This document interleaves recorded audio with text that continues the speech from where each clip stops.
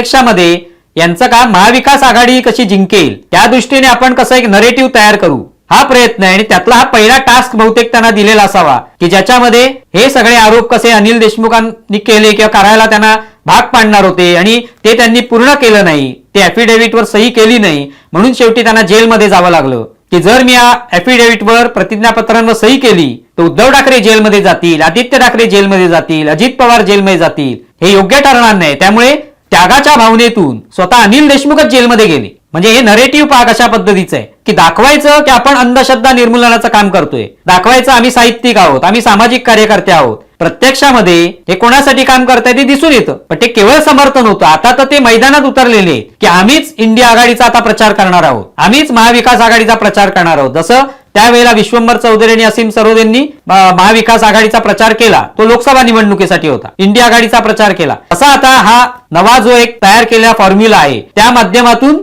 महाविकास आघाडीचा प्रचार होणार आहे.